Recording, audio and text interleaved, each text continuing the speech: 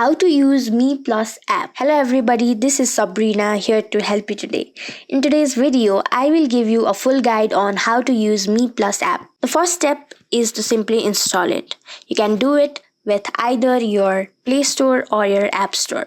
Simply search for Me Plus app. Then install it. Here, you have to put on your routines or schedules for your daily activities, and it will remind you to do your activities, and once you have done it, simply tap on done and your app will be completed.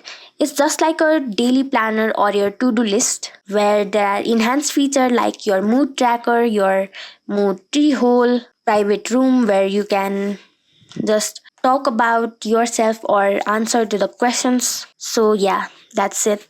Thank you for watching this video. Make sure to like, share and subscribe to our YouTube channel. If you got any questions, comment them down and I'll catch you in the next one.